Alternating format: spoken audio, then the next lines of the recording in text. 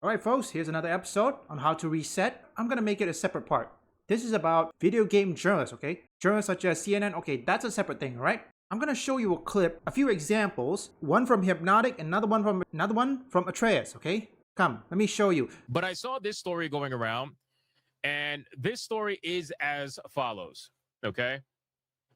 And I want to remind you that every single gaming journalist website is doing this right now.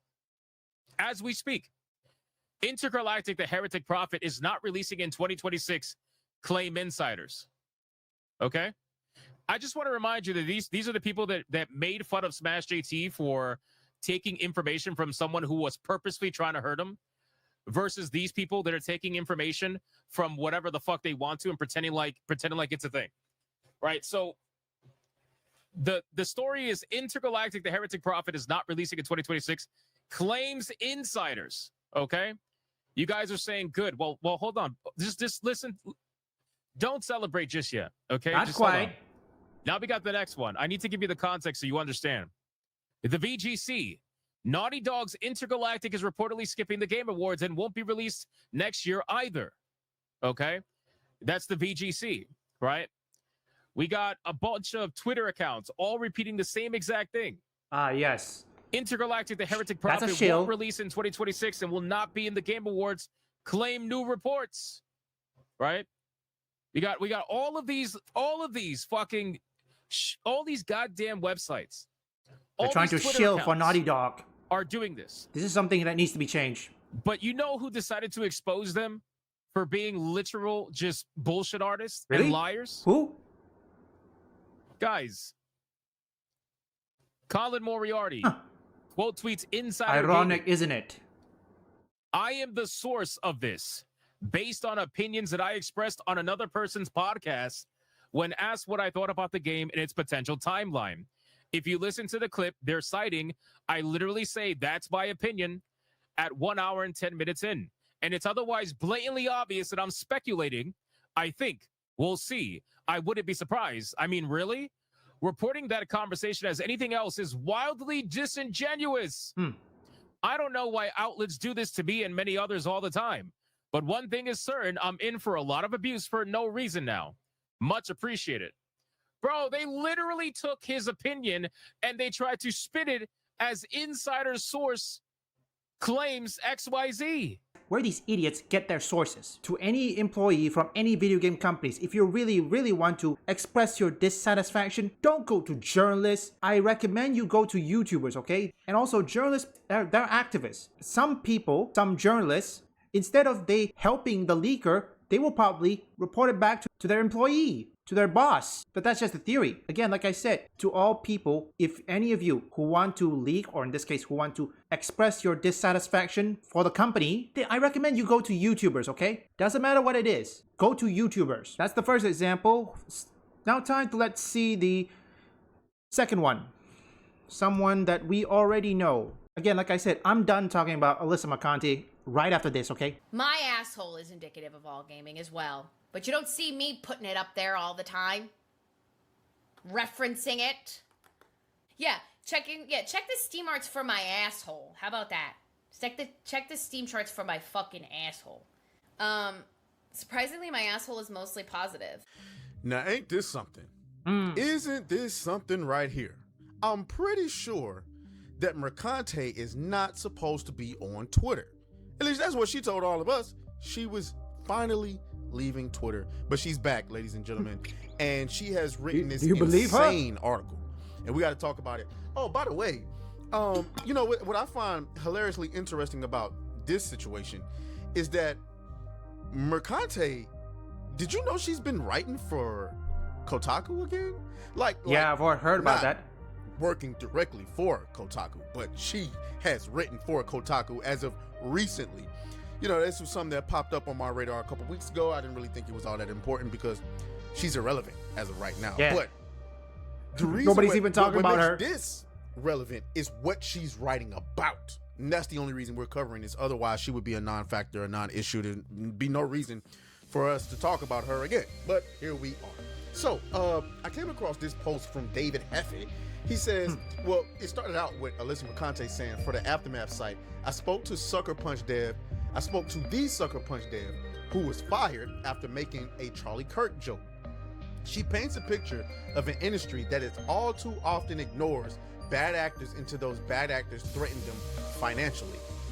That's interesting. That is absolutely interesting. So we're gonna talk about it because this article is insane, and it blows my mind how these people have no idea like what the rules are, like how to operate, like how to move. Like this is crazy to me. But you see David Haffett here, fantastic piece by Alyssa. And honestly, when this went down, I remember being very disappointed with Sony about this. They used to be better than this when it came to this sort of stuff. They should reach out and hire that woman back with a raise and an apology. This is for the woman who made a joke about Charlie Kirk's assassination. And it wasn't even really a joke. Once you read, for those of you who don't know, once you read the comment that this person made, it was absolutely necessary to fire them because you don't joke about somebody's assassination. You didn't, if you want to bring it to a political sense, you didn't see people on the right joke about other liberals being murdered or anything like that. Hey, that is quite true. Here's the thing, David, and I'm talking about this. Let me tell you this. There was one comedian that I remember. I don't know who her name is. Jocelyn Chia or something. You wanna know what she did? She made a joke on MH370. You wanna know what happened after that? My whole country was uproar. Everyone and their mother looks for that fucking comedian, Jocelyn Chia. This is why you don't make jokes when it comes to things like what? Assassination attempt like Charlie Kirk's situation. No, you don't. This is the first part, okay? We need to make a rule. When it comes to video game journalists, never ever make jokes on something like, say, the Charlie Kirk assassination or anything, okay? But anyway, so let's go ahead and dive into this article because it's crazy. So the first thing she says, it's been more than 2 months since right-wing talking head Charlie Kirk was assassinated. I give her kudos for at least saying assassinated because a lot of people didn't want to call it what it was. Drew Harrison wasn't the only person who was punished, says Alyssa, by the seething online mass of the American alt-right. Jesus Christ, you just can't make this stuff up. Who's alt-right, Goofy? Yeah, who is? I wish she would. You know what she would never do? She would never come and tell me that I'm alt-right to my face. She'll report my YouTube channel to try to get me demonetized and all type of stuff, but she won't come and tell me I'm alt-right to my face because you know the shit sounds goofy when you say it. Anyway, a Reuters special report suggested that 600 people were fired, suspended, investigated, or otherwise action against, says Alyssa. But Harrison's story, which she is commenting on here for the first time, dovetails with a year-long harassment campaign her company had faced and remained publicly silent on until the day she was let go. An online mob had been railing against Ghost of Yotei and Sucker Punch since the sequel to Ghost of Tsushima was announced last September. They were further riled up by Kirk's death and the firestorm of censorship and cancellation around it. Get this lie up out of here. Okay.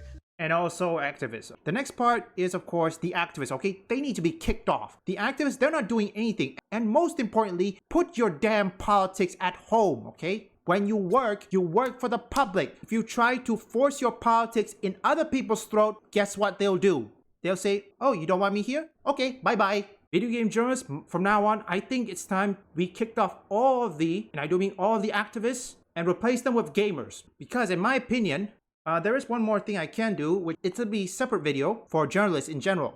Instead of thinking about AI, okay, why don't instead you recruit gamers? Someone who knows about gaming. If you don't want people, or in this case, if you want people to come read your article or anything, why don't instead you find someone who knows anything about gamers, okay? Who is a gamer? Here's the last part, okay? Reviews, which I think maybe reviews is gonna be a separate video, but you know what? I'll include it anyway. Now for reviews, when it comes to journalists, okay, remember, pick someone that fits the genre, okay? Every game has a genre. Don't pick someone who doesn't like that specific genre, okay? If you give someone who likes RPG, don't give it, Animal Crossing or anything that he won't play, or better yet, don't give someone who loves cozy game to play Elden Ring or Souls-like game.